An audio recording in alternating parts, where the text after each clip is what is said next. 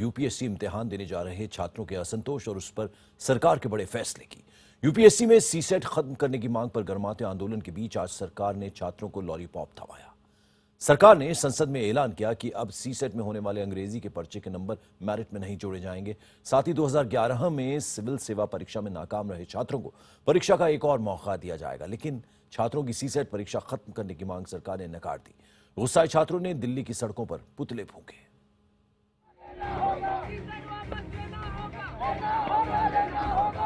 UPSC में CSAT पर जारी विवाद को सुलझाने की कोशिश में सरकार ने सोमवार को बड़ा ऐलान किया। कार्मिक मामलों के मंत्री डॉक्टर जितेंद्र सिंह संसद में ऐलान किया कि ग्रेडिंग या मेरिट में अंग्रेजी के अंक को शामिल नहीं किया जाएगा। साफ है कि सीसेट खत्म नहीं होगा, लेकिन सीसेट में जो 20 अंकों के अंग्रेजी के सवाल होते हैं उसके नंबर मेरिट में नहीं जुड़ेंगे। यानी अब प्रारंभिक परीक्षा में 400 की बजाय 380 अंकों के आधार पर मेरिट लिस्ट तैयार होगी। हालांकि अभी इस फैसले पर यूपीएससी की मोहर लगना बाकी है। Government is of the opinion that the Civil Services Preliminary Examination Paper 2, the marks of the question section on English language comprehension skills should not be included for gradation or merit.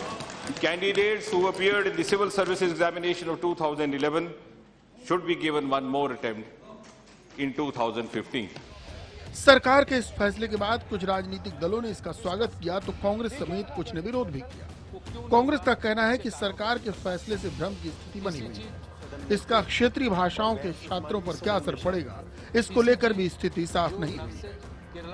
सरकार को इस बात को भी अपने संज्ञान में लेने की जरूरत है कि जो उन्होंने फैसला किया है उसके परिणाम भारत के और हिस्सों पर क्या पड़ेंगे।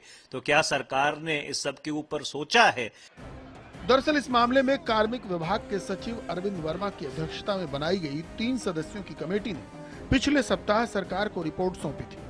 इसमें सिविल सेवा परीक्षा के पैटर्न में बदलाव से बचने की सिफारिश की गई थी। कमेटी सीसेट समेत सभी पर्चों के हिंदी अनुवाद की गुणवत्ता में सुधार के अलावा किसी भी तरह के बदलाव के खिलाफ थी। वहीं इस मुद्दे पर आंदोलन कर रहे छात्र अभी भी पूरी तरह से संतुष्ट नजर नहीं आ रहे। उनकी मांग है कि सीसेट को पूरी तरह से खारिज किया जाए।